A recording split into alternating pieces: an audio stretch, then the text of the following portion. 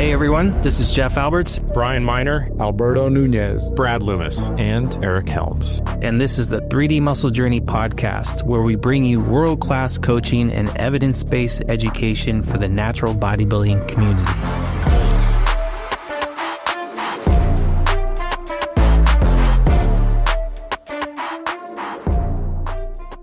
Alrighty, gang.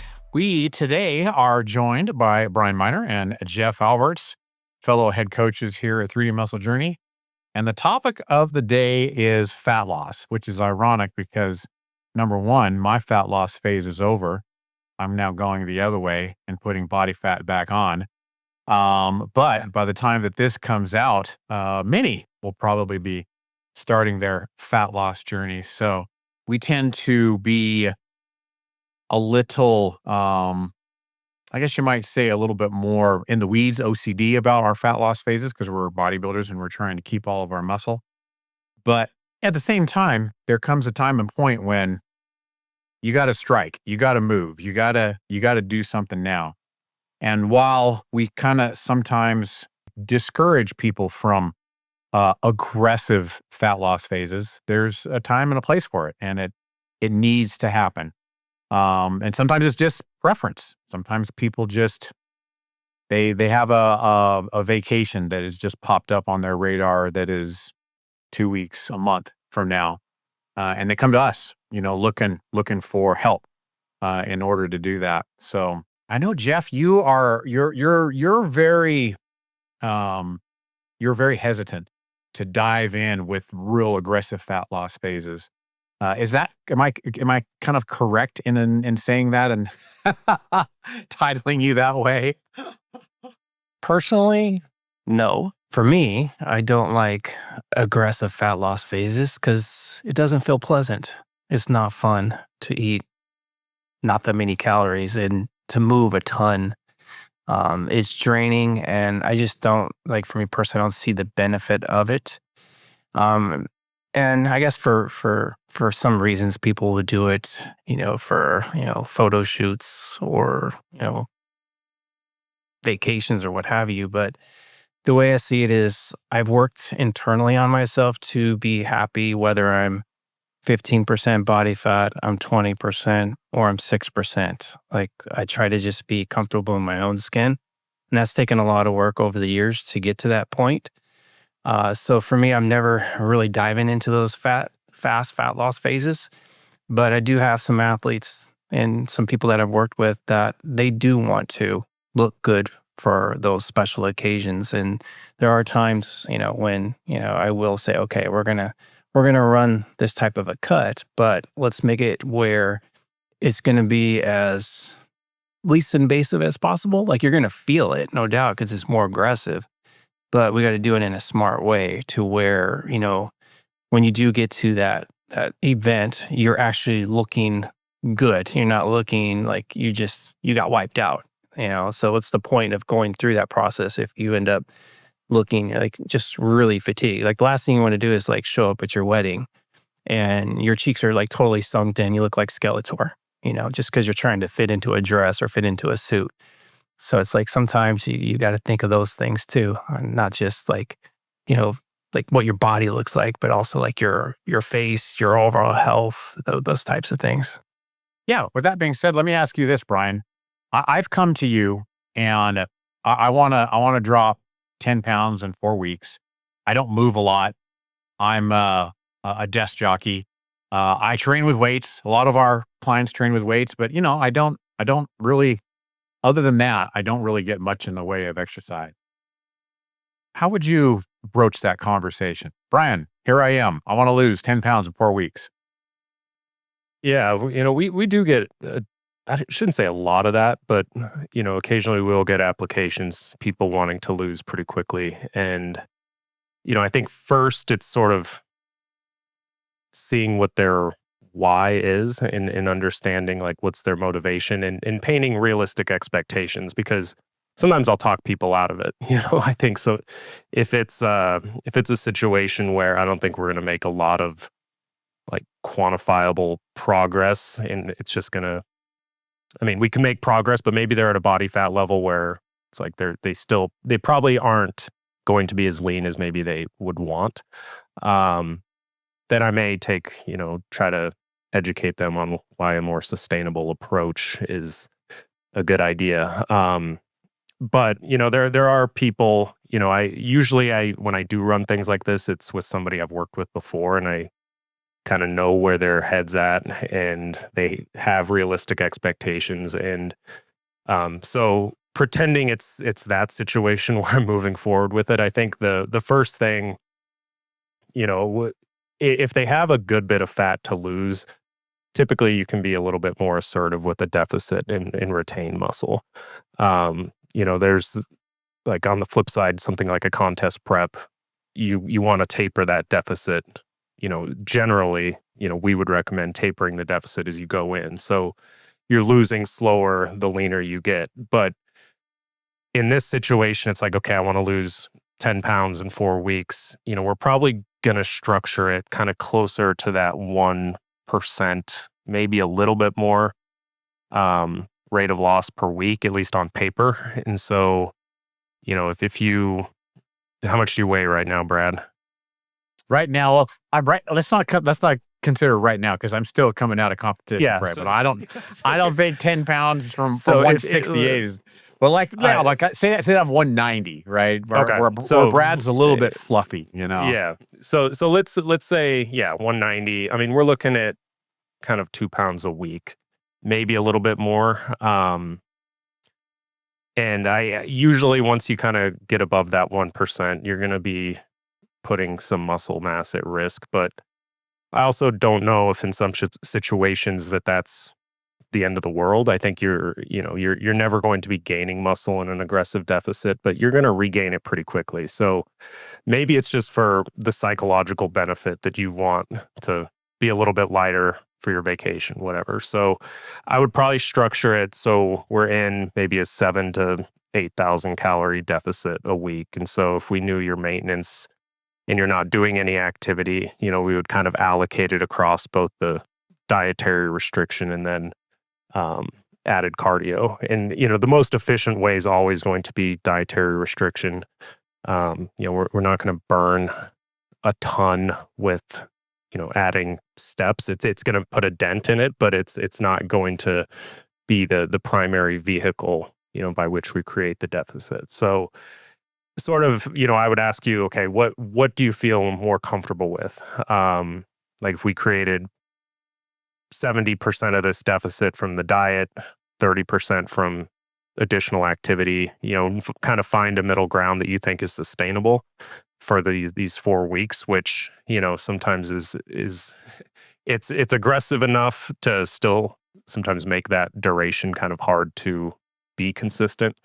But I think, I would sort of see where your preferences lie, and then I would kind of build back from there. And chances are you would lose 4 pounds the first week, and a lot of that's going to be glycogen, gut content, things like that. But I do think there's a time and a place for this, in situations like this, but also if somebody's like, maybe they just need some numbers on the board to like really buy into the plan. And so occasionally I'll get people, start them out a little bit aggressive just to get some momentum, and then I'll kind of add some food back in once things are moving. But yeah, as far as like overall fat loss, we'd probably be looking at like 8 to 9 pounds in that time frame.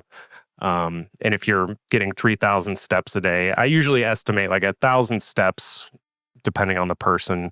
This is a very rough average, but maybe like 30 to 45 calories per additional 1,000 steps. So it's not a ton.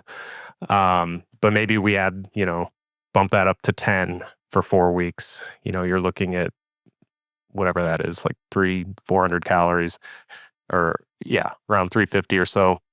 And then maybe the rest we take from the diet. And so then we would, pull back from whatever your estimated maintenance is. And if I hadn't worked with you before and we did this, which isn't a common scenario, but I would probably use like a energy expenditure, like the Harris Benedict, just to kind of get a general idea of where your current maintenance is and then pull from there. Because we can always, like, you're going to be in a deficit regardless, and we can always get a little bit more aggressive if you think it's sustainable. Yeah, and you started out that information exactly kind of where I would hope that many of us would kind of start out, is asking those questions, and getting as much context as possible.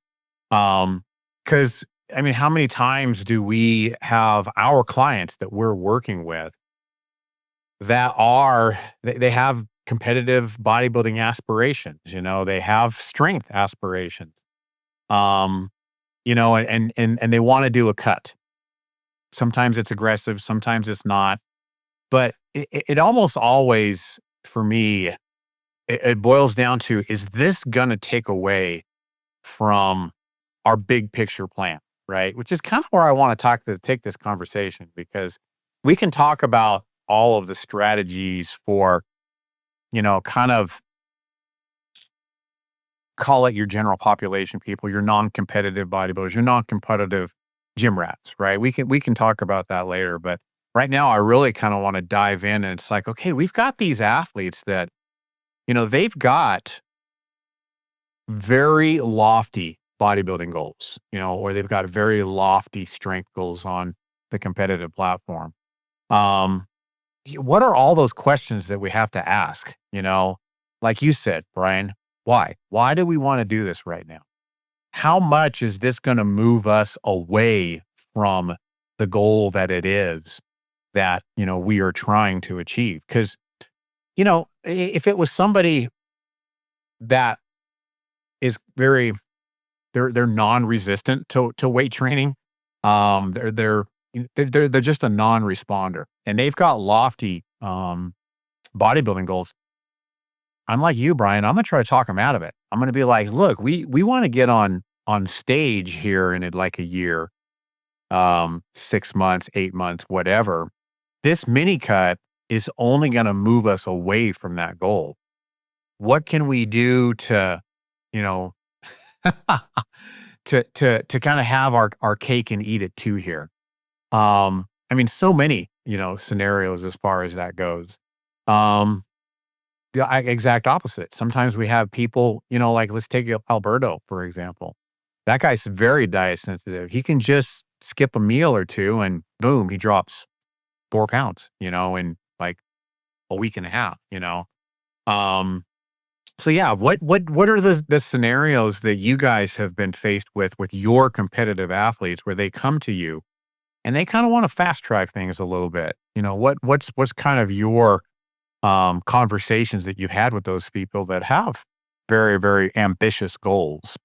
This sport's not one you should be fast tracking, for one. Like, you fast track anything in this sport, it usually ends up being a bad end product. And I can speak from experience on that, because all through my 20s and 30s, I would always prep in an invasive way. Like, I was very eager for progress.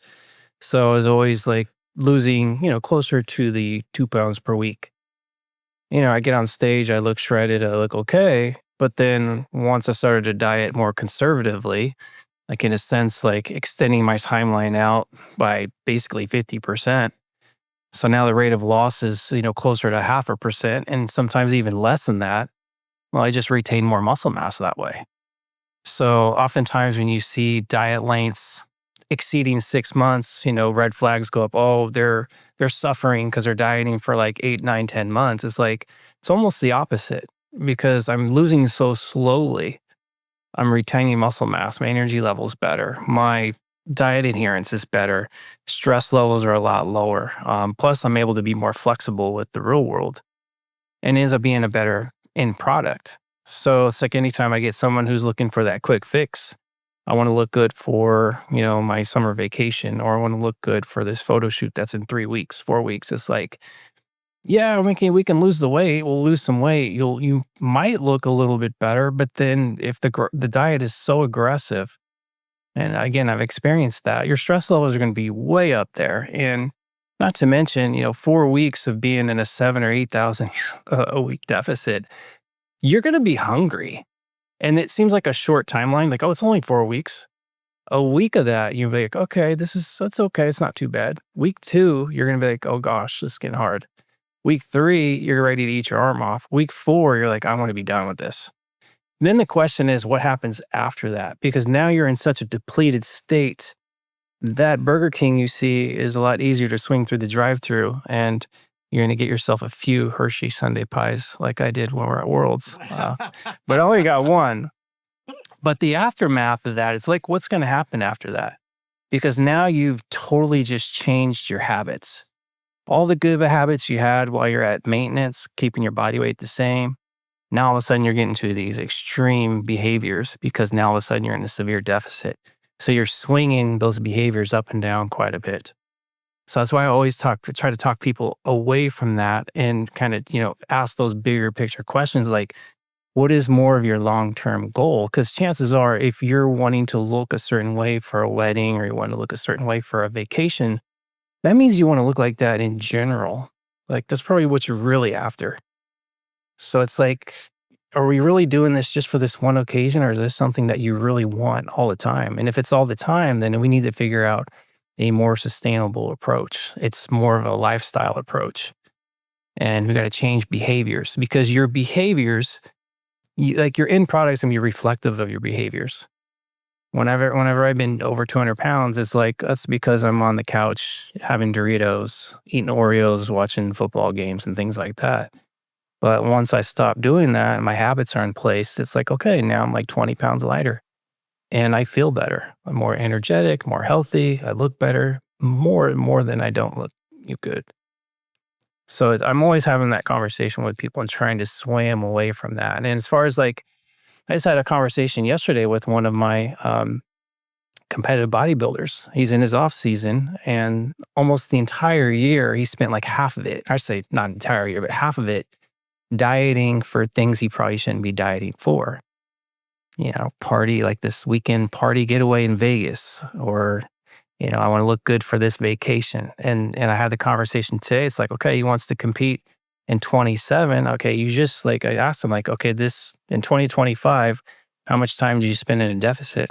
It's like about half of it. That's half the time he could have been used, like what you're saying, Brad, to utilize to improve training. Once you improve your training, your performance levels up, you're in a well-fed state. Chances are you're going to build more muscle. And even if you're the same body fat level, you're going to look better over time because of that. So it's almost like he wasted a half a year, like chasing these short-term, like things that are just like, they're just temporarily like gratifying. But he's kind of realizing like, oh crap, I'm wasting time. So now it's like when your real goal is to get on stage, get a pro card, go to Worlds or whatever, it's like you need that time away from deficits. So 26, I'm trying to talk him out of any deficits. It's like, we don't need to get fat. You don't need to, be lean. You just need to be in a good environment for that training, to have good behaviors, good energy levels, all that kind of stuff. So I think it's super important that if you're the one who's looking for that quick fix with just a quick fat loss phase, it's not as easy as you might think it is. And 2, chances are it's probably not going to make you happy long term. You might feel good in the moment, but then the question is, what are you going to feel like after that? It's like the 12-week transformations we see online, the before and after pictures. And the coach will say, look at my athlete. Look what they did. I always go, okay, what do they look like 12 weeks after that? What do they look like 6 months after, a year? Like, show me more. I want to see more. I want to see like what those behaviors are with those people that are doing those quick transformations.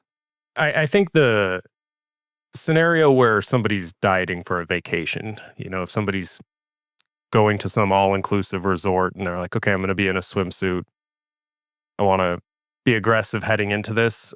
Yeah, by week 4, you're starving, and then you just turn yourself loose at like some all-inclusive resort. Like you're not going to feel good. Like, where's Jeff? Is he at the beach? No, he's at the buffet line. he's at the again. And it's like we've all, after a show, gone overboard at some point, and that bloated look. In many cases, you probably end up looking worse by the time you get there realistically, like, and you start eating a ton more sodium, a ton more calories than you're used to, like you're not going to feel great. So even like, I think people like the idea, but I've tried it before and I learned my lesson pretty quickly. Like this just isn't worth it. But you may come back from vacation weighing the same as before you started dieting, and that's like okay, so you're just gaining weight the entire vacation.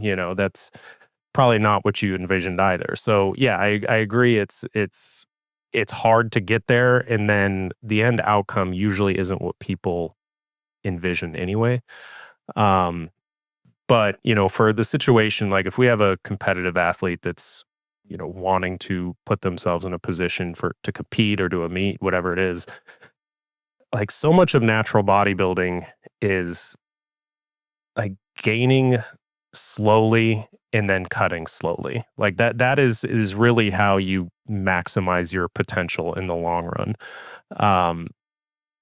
And we see advanced athletes who might be sort of close to their genetic potential in terms of muscularity that diet slower and end up looking significantly better on stage just because they retain more muscle mass. And so, there's certain camps where people will gain aggressively. It's like, okay, they buy into the idea of, okay, we want to spend most of the year in a surplus, but they overestimate just how many additional calories they'll benefit from in the process. And so you'll have people getting 50 pounds above stage weight and then dieting for 16 weeks. And it's like, okay, you probably could have gained 25 pounds, gained the same amount of muscle, and retained a lot more of it on the way down. So I think, like you said, Jeff, like the behaviors and getting to a point where, the dimmer switch analogy, you're just dialing food up, dialing it back.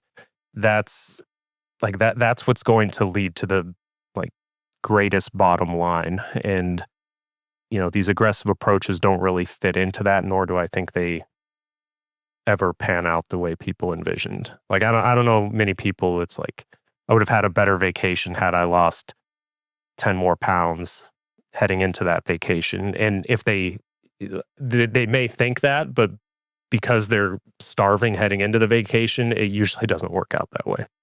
Was a question I asked this athlete in conversation. I'm like, okay, so now that in hindsight, like, do you think you needed to cut for that weekend trip to Vegas? He's like, nah, not really.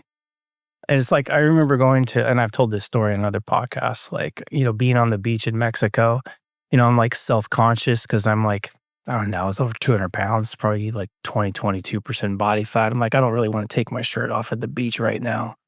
But I look down to my right and there's like this older guy. He's probably like 70, 75 years old.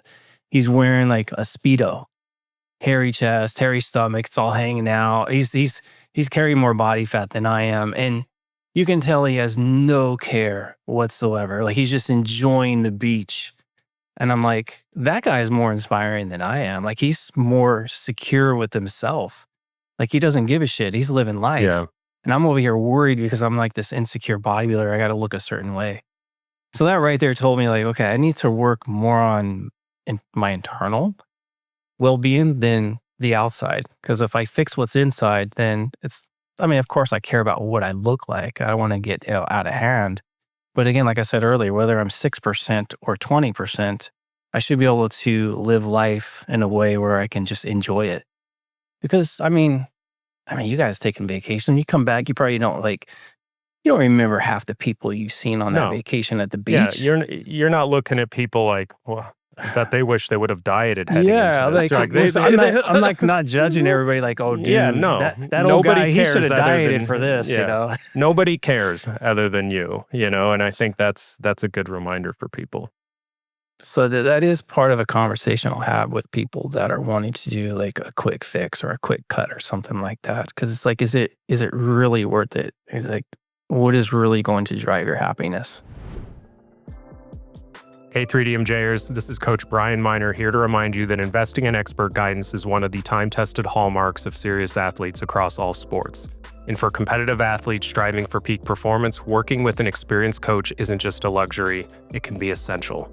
At 3D Muscle Journey, we understand the dedication it takes to reach your physique and strength goals, and we provide the programming and support not only to get you there effectively, but sustainably. But our craft isn't just for the stage or the platform. We create career-spanning relationships with our clients to guide you along your lifting journey in a stepwise manner. We don't do quick fixes or rush transformations because those will always only be temporary. We know the art and skill of becoming an advanced lifter takes years, and we want to work with athletes who are willing to put in the time and effort. If you want to learn more about all of our coaching options, systems, and prices, please go to our website, 3dmusclejourney.com. We offer weekly coaching for in-season competitors and bi-weekly coaching for off-season and recreational lifters. There are also 3 time-frame options for one-off video consults that each include a training program and nutrition program every 8 to 16 weeks. Our mission is to create athletic careers for serious lifters, and our one-on-one coaching program is how we do that best. It's more than just workouts and meal plans. We deliver comprehensive support tailored to your individual needs.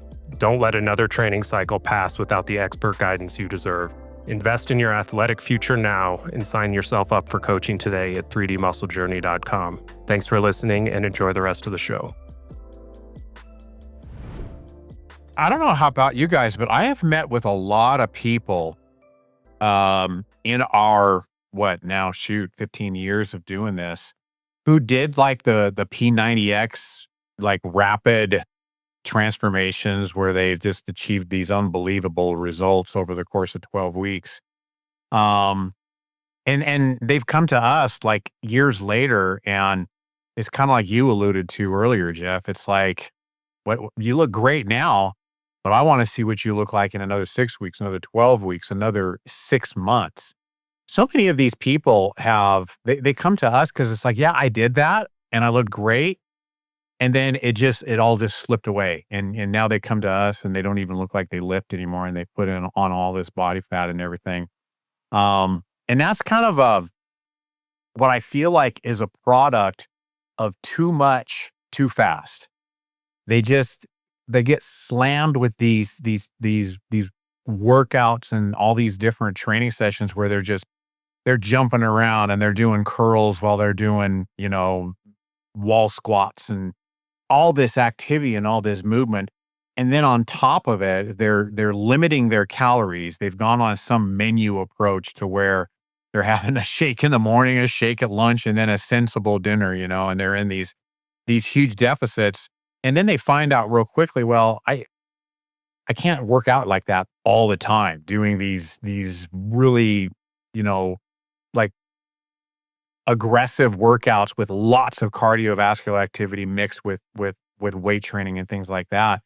And they go back to their regular way of eating. And now they've gone from this super big deficit to it's the exact opposite. It's this super big surplus. And in their mind, they haven't really done anything all that different. But it's when you start bringing it out on paper, it's dramatically different. It's too restrictive. Well, and like I said, I feel like it's just too much all at once, all at the wrong time, I guess you might say.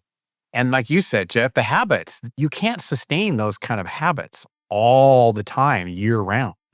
Well, anyway, if you go from, let's say you're normally eating 3,000 calories, let's say, and then all of a sudden you're like, okay, I'm gonna go 1,500. Like you're restricted. Like obviously the energy level is gonna go down because you're not fueled. But then think about it. Like, what's your food sources gonna look like at 1,500 versus 3,000? Your habits have to change, and they're gonna get really extreme. And it becomes very restrictive. And if obviously as competitive bodybuilders, like we're kind of used to that, like we know how to manage that. But as someone who's, more gen pop and doesn't have a lot of skills with dieting, like that's invasive.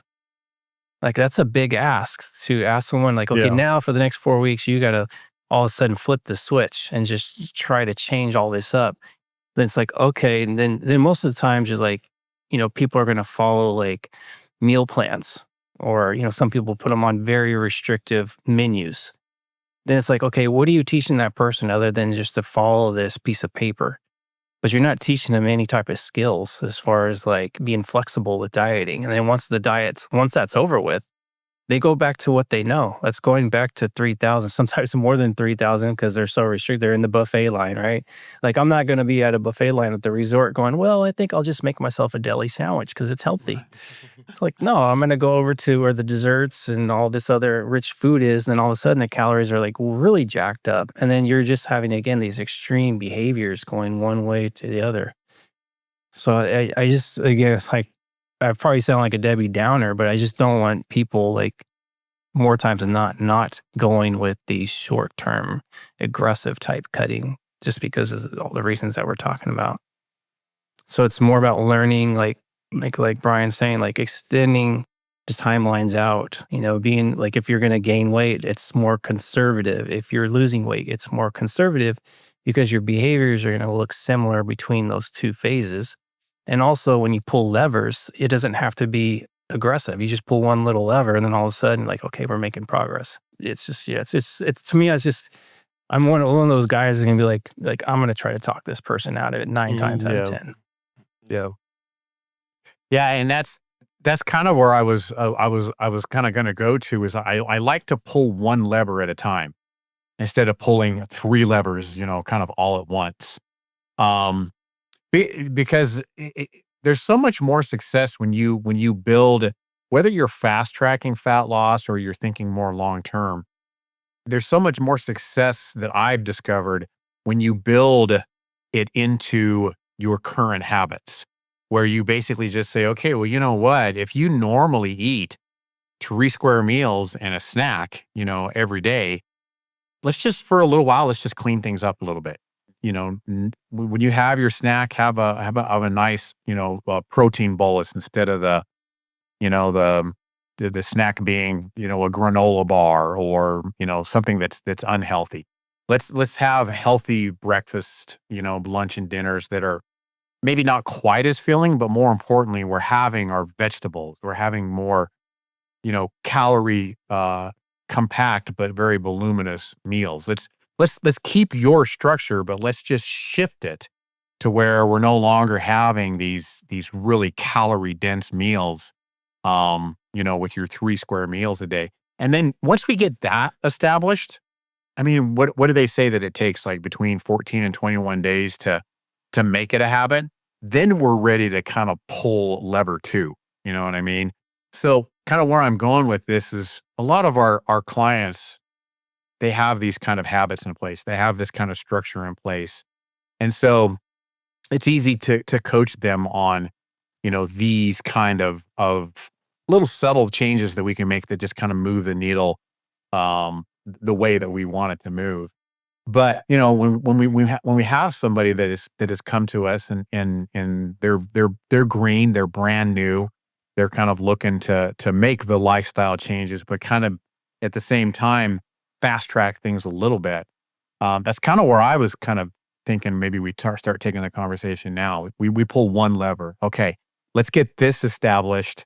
Then let's go ahead and pull lever 2, and we'll start adding in some cardiovascular movement or whatever aerobic training that you wanted to add in to get the calorie turnover happening. And maybe then the third lever is we start adding in weight training. Not necessarily in that order, but when you guys get those kind of clients that you haven't really coached before, they want to fast track things, but they're going to be smart about it and they want to establish habits. What's kind of your guys' order of operations? Yeah, usually I'll start if somebody, let's say somebody's maintaining weight, but they have some fat to lose. And we look at their existing eating habits and let's say it's got a lot of fast food, processed stuff, just high caloric density stuff. Yeah, so the first thing is, like you said, Brad, just trying to get them eating more or like more volume of foods, and that's not like that's more of a side effect of just kind of cleaning up their diet a little bit, for lack of better words. But I might not put them in a deficit immediately. It might be like, okay, you're consuming 3,500 calories, maintaining weight. Let's aim for around that with slightly better choices, more fruits, more vegetables, more lean meats. And then once they kind of get into that habit and sort of acquire a taste for that food, oftentimes they're going to feel pretty full. You know, I mean, they were full before, and now they're eating a larger volume of food with the same calories. So sometimes it can be sort of a welcome transition then to pull that next lever and say like, okay, now let's start pulling back a little bit in terms of portion sizes to create that deficit. So it sort of starts sometimes without a deficit for me, and then can transition into a deficit once they're kind of eating a menu that's more supportive of their goals. But it could actually And, be you know, a deficit because, like, once people change from like those high dense type foods that taste yeah, like really good, and all of a sudden they're like eating like quote unquote cleaner foods, they just yeah, naturally get into a deficit because of that. yeah, yeah. And sometimes I'll even tell them though, you know, like, okay, we're not going to change too much at once.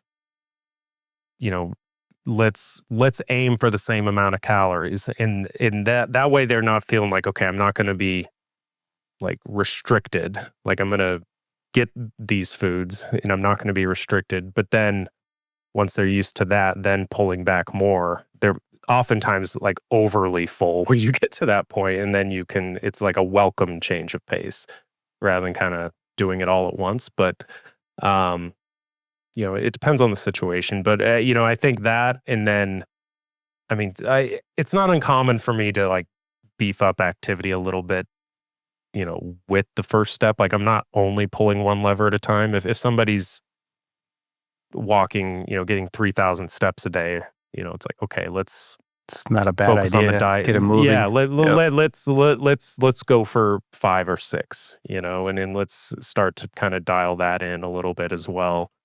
Um, but you know, as far as like assertive deficits, like that's down the line, if at all. Um, but yeah, usually it's kind of you know, assessing their menu and seeing like where can we make easy swaps that are, you know, kind of leave you satiated, probably more satiated, and then from there we kind of just pull that next lever, pulling back on the intake a little bit. You know, actually, too, is like when if someone's like, because obviously we're talking about someone who's looking for rapid fat loss, you know, they're probably not advanced or highly skilled. It's like usually if you get them on a good, like solid training program with, you know, weight training, Brad, they're, they're acquiring skill with that. Like their chances of building muscle is going to be there.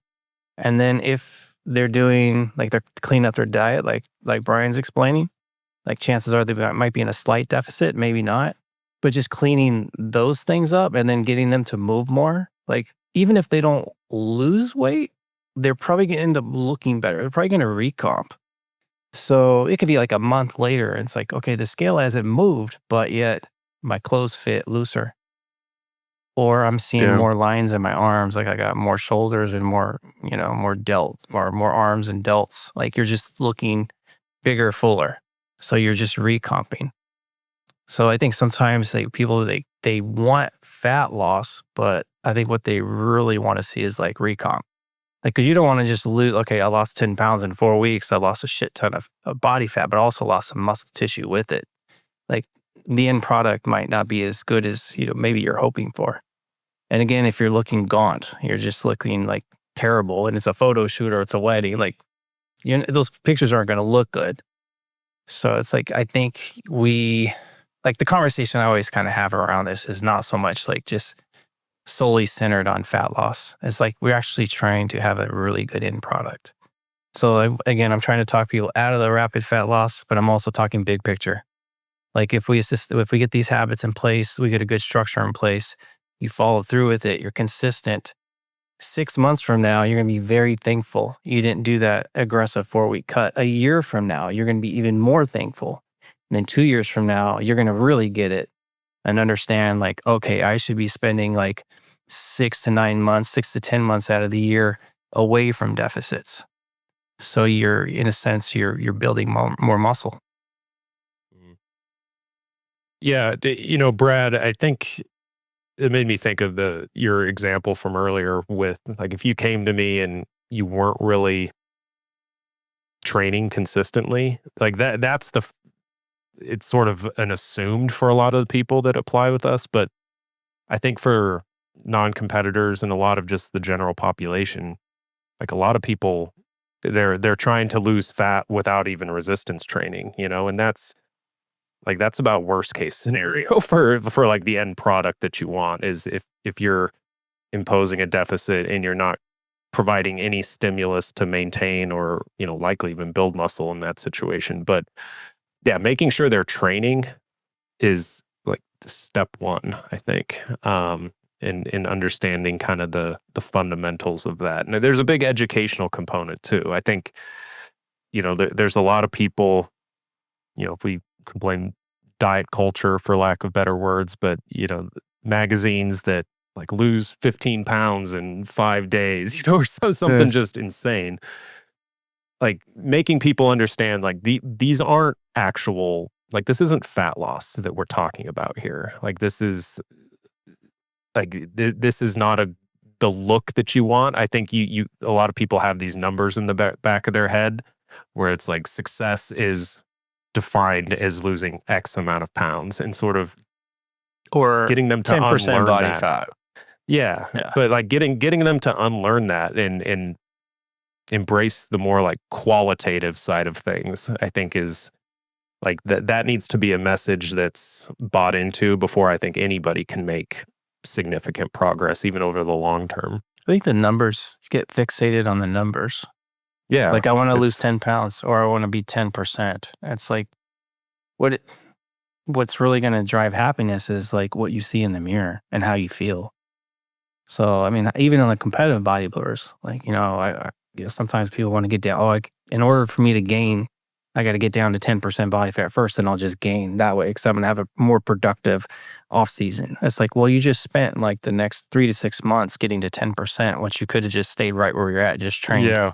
You would be far more productive that way. Yeah. Yeah, I think in that situation, I mean, there's still a lot of people that are under the assumption that they require a surplus in order to make progress. And like, I think it can be a more efficient means of doing things in an absolute sense, but you always have to account for the backside of that, when you're having to diet back down again. So you're regaining runway. If somebody wants to do like say it's a 3-year off season, they want to do a mini cut. Say like, okay, over the summer, I've got a vacation in 4 months. I'm kind of at the top end of my kind of body fat range that we want to be. And they want to diet more slowly, kind of regain some runway for like some slow gaining to follow. Like that's a totally different scenario. But for the most part, I think it's like slow and steady wins the race 100% of the time, I think, with this sport. Well, and how many people just underestimate the effectiveness, just the magic that goes along with weight training, right? I mean, I've seen this on more than one occasion and including myself. Very early in my weightlifting career, I remember I was going to be super quantitative with my program, and I remember vividly, I dropped like with my little body fat analysis. You guys remember those little electric impedance devices that you would hold on to with both hands and it would send that electric impulse in through you. I remember vividly, I dropped, according to that device, 12 pounds of fat in 12 weeks. Yet on the scale, I had only dropped like 8 pounds of body weight. I literally went from like 180 to 172. And people would come to me and they'd say, "Wow, Brad, you look like you're really bulking up. You're really looking like you're putting on a lot of muscle." And I'm like, "Well, I mean, maybe I'm putting on muscle, maybe I'm not. But what I do know is that I'm not bulking up. I'm not putting on weight. I'm actually dropping weight." And it was all basically it was kind of the planets aligned in a way. I was early enough in my career to where that recomp that you talked about, Jeff, was happening. I was holding on to muscle for a little enough in my career. Maybe I was even gaining a little bit of muscle. The deficit was not that dramatic. I was only in like maybe a 300 to 500 calorie, a day deficit. But it was more so the weight training. It was what was driving that response. And I really didn't even weigh myself that often. I just kind of weighed myself like once every couple of weeks or so. But that's the magic of weight training. People were seeing this dramatic transformation on the outside, but the numbers were not changing that much on the scale, nor was the calorie deficit like certainly wasn't a surplus, obviously, like I was bulking up like some people thought that I was. But that's just kind of the magic of weight training. And I've seen that on a lot of folks early in their lifting career when they're still pretty sensitive to weight training and they can actually hold on to muscle better while being in a deficit. They can maybe even if it's early enough in their career, they can build a little bit of muscle while being in a very subtle deficit, because we've seen that before. I mean, people will starve themselves and they're still building muscle because they're brand new to the gym, and that stimulus is just so novel. But now I kind of want to just talk about fat loss, especially fat loss when you're already really lean, like a lot of our bodybuilders have been these last few months and weeks. And really fat loss, effective fat loss, it's really a skill. It's especially when you're lean. When you're lean, it is really a skill. Several things have to kind of be in place in order to get fat loss in a really lean individual, or even to just kind of fast track fat loss in a person that is arguably not the newbie in the gym. They're not, super sensitive to weight training. I know for me, one of those skills is that I got to stick to my structure. Okay, now that I'm no longer competition prep, I'm still my timing is still the same. Protein bolus in the morning with my coffee. Second meal usually somewhere either just before or just after my training. Third meal early in the afternoon, dinner kind of later at night, 7, 8 o'clock at night. It's the same structure, but now I'm not meticulously tracking like every little thing, and I'm okay to have a little bit more dietary fat, kind of in my diet. But that's a skill that I mean, it took me the better part of 10 years to really be able to go the one way, keep that same structure, but eliminate some foods, eliminate some dietary fat, eat more voluminous foods, and now going the other way without just blowing up and going to the buffet, 3 times a day. That's a certain amount of skill that's involved there. Um, you guys are obviously very skilled, as well. What am I missing there? What are some of the skills that need to happen with effective fat loss, either, those late phases where we need to kind of pull out all the stops to get this last little body fat off, or, kind of on the opposite end of the spectrum as well. I mean, I look at them more as habits. I think a lot of people when they think skill, I mean, it is a skill, but it doesn't feel difficult at that point, which means, it's a habit at that point. So, um, I think a big one for a lot of people is just movement.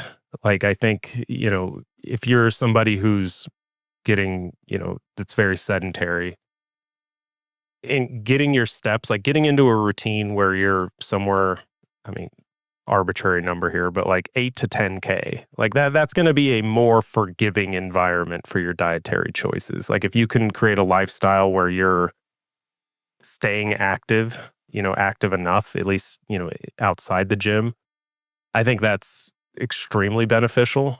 That way you're not leaning completely on the deficit and, um, battling more hunger than you need to.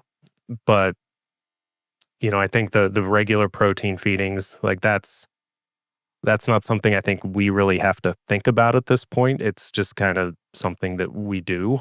Um, and and then I think listening to your body. I think a lot of people when they if they've tracked calories before, it's a powerful tool. It's this accounting system that they have in place that is pretty predictable, but you need to like not lose sight of like hunger and satiety signals. I think that is imperative, I think, for sustainable fat loss. Like if you're going to maintain your results and you don't want to be tracking forever, you are going to need to be in tune with those. And for me, that means like I'm not really hungry in the morning, so I'm not going to like force feed myself in the morning when I'm not hungry. I might have a protein bolus, protein shake, whatever it is, like you, Brad, and then like I'm not intentionally backloading my calories, but that's just kind of what is habitual to me at this point.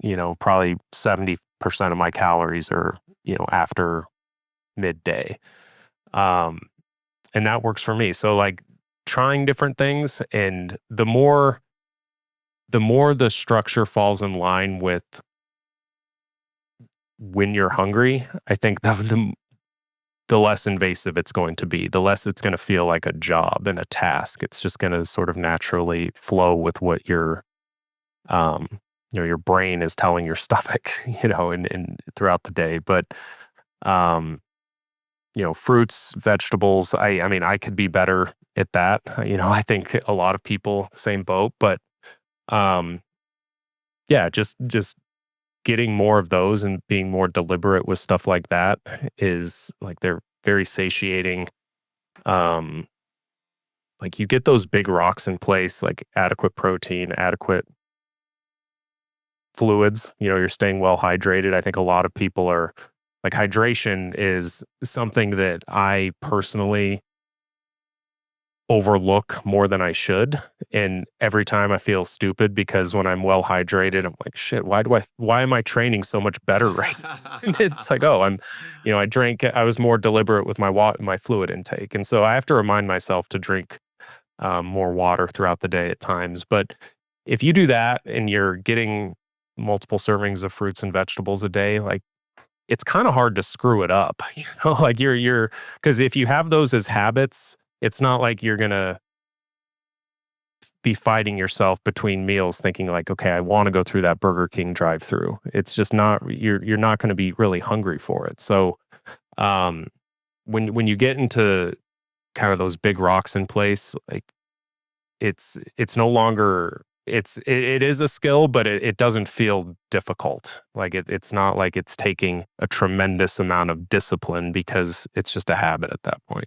I think if we're trying to squeeze out the last bit of fat loss, then this is not pertaining to someone who's trying to lose fat quickly for like a photo shoot or something like that. That's more of like a competitive bodybuilder who's looking to get like closer to 6%.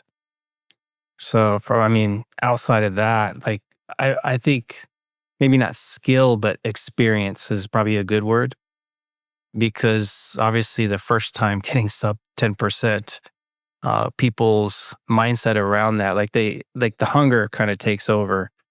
You start thinking about the hunger and trying to find ways to combat that, as opposed to like the experienced dieter who's been there a few times kind of understands like, that's the cost of doing business. You're going to feel hungry. So the mindset shifts towards like embracing that. And instead of fighting it, you're spending, you're just using so much bandwidth fighting it. It becomes more stressful. You become actually more food focused trying to fight it versus just kind of rolling with it. And like Brian said, if you have good habits in place, it's almost like, it's just like second nature. You kind of just know how to execute. But it's more about perseverance too at that point, because you're sitting in the fire, because chances are you're going to be hungry most of the day. You'll eat a meal and like an hour later, like, I'm hungry again. And then some of the things that I do is kind of like Brian said, like in the mornings, I'm not as hungry, so I'll eat less. Wherever I'm more active, I'm going to eat more. Wherever I feel more hungry, I'm going to eat more there, all within the budget, of course. That's a good point. Like the mentality of getting to contest shape or, single digit body fat. Like if you're sitting at home, like waiting around for your next meal, like your life is sort of revolving only around prep. Time goes super slow at that point. Yeah, it's exponentially harder. I think, the easiest preps are people that are busy. Like I think having hobbies outside of just training and eating and, bodybuilding, it makes the process so much more efficient. Like you're not spending that mental bandwidth on, you're not scrolling Instagram looking at recipes. It's Oh like, gosh. look at if your explore page on your Instagram feed is all food at the end of prep, like, Yeah, or if you're get up. constantly posting food on your stories while you're Hmm. prepping, then like you're Yeah. you're just way too food focused. Like you need to Yeah. find, like you said, a hobby, get distracted. Hmm. Yeah. So distraction, like learning how to make yourself distracted in doing something you enjoy. I think that's that's a game changer for a lot of people in those final stages. Because I've been in the situation where, I'm waiting around for the next meal, and it's like it's a miserable way to go about prep. Yeah, that's actually a great point because it conjures up a memory of my most recent prep when I was really busy, running around with children, basically.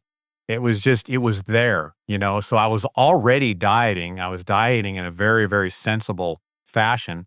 I was dropping weight. It was really slow, um, slower than I would have liked it to have been. We're talking like, 1 pound over the course of like a month, is kind of what I was dropping.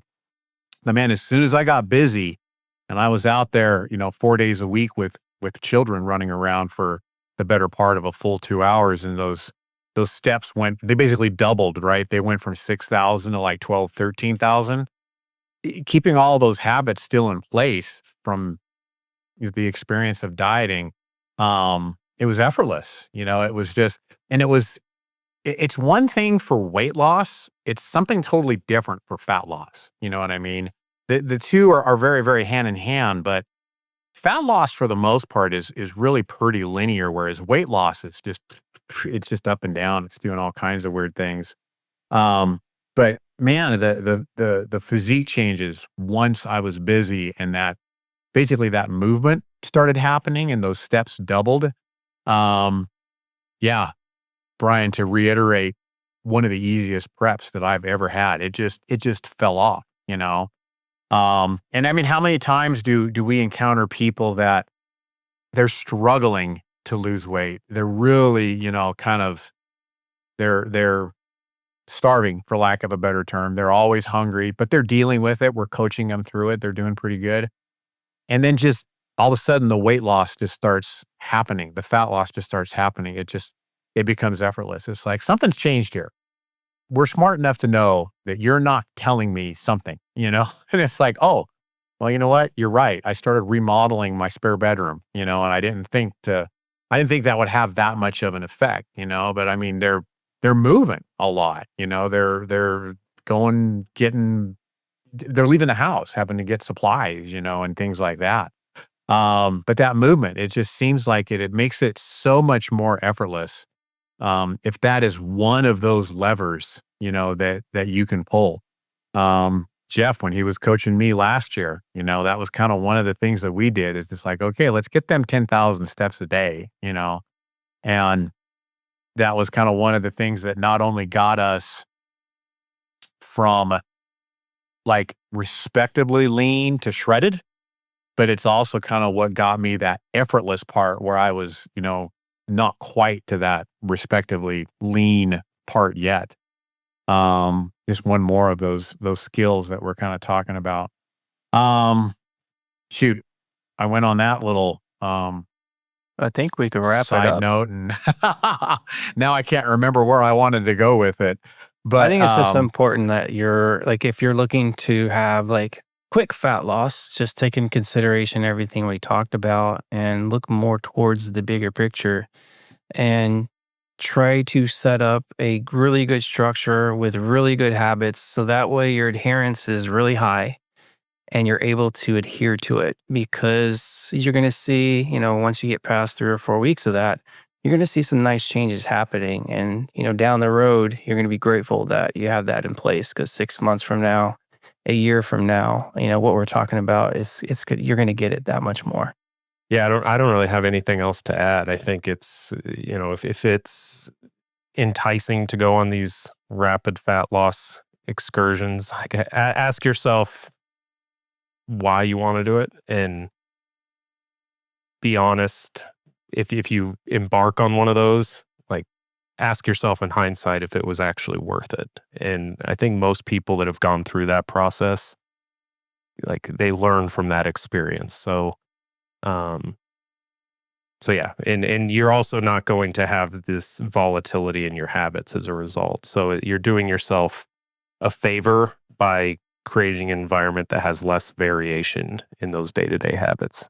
Yeah, and how many times have we said that the most effective preps, there's not really like we flipped a switch and now we're prepping. It was basically this is the way that we lived, and we just basically stuck with the same way of life. We just tweaked this, tweaked that, and it just basically kind of was a slow, not even really a slow, but it was a very subtle transition from the way that we normally live.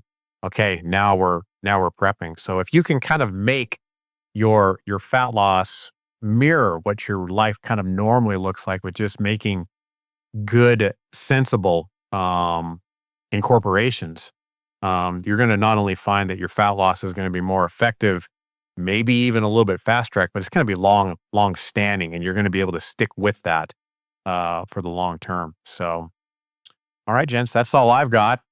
Brian, you said that's all you got. Jeff, any wise words? Nope, I already said it. All right. Take care, guys. Enjoy your new year if you happen to take on one of these fat loss phases.